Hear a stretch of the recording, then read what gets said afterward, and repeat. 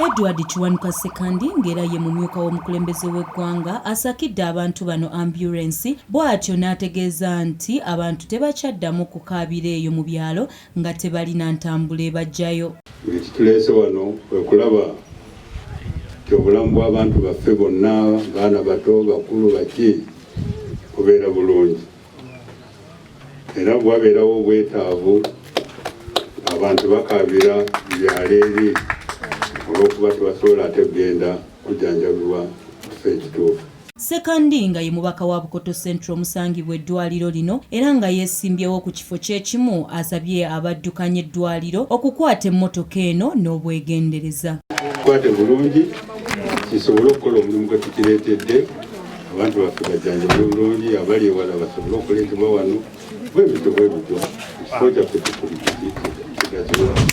Ate nga bwomumanyi eno yafuuse headquarter ya disitulikiti bayite ye Masaka, kiri kyafuusike ya disitulikiti ye Masaka. Mulamba Jeremiah akulira abasawo mu ddwaliro lino ku lwa banne yeebazizza ambulance eno n'ategeeza nti abakyala babadde bafiira mu byalo olw'okubulwa entambula wabula nga kati basigaze okusoomoozebwa kw'abasawo abatamala. Naye tuli mu basawo 37 ekitegeeza nti tulinawo gap, tubuzaayo abasawo nga 20 ekintu okuba nga kitambula bulungi. Ate ng'ekyo kireetera abasawo abatono abaliwo okukola ennyo nga basitula ekingalo nga wazi. Bo abantu beebazizza omumyuka w'omukulembeze w'eggwanga ky'abakoledde.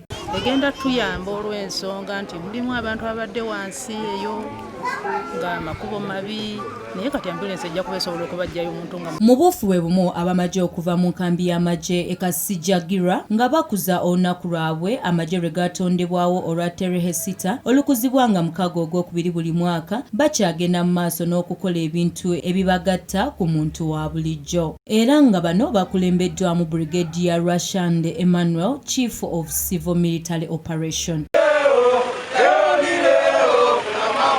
Haman Sentongo omubaka wa President mu Masaka City asimye empisa n'enkolagana amagye ge bitaddewo mu bantu ba bulijjo. Mbeera eno teyabeerangawo eno mumujjukira amagye we gayingiranga mu katale gwe ng'ofuna w'okola ki olwaleero gazze kukola ki tukikubireko mu ngalo.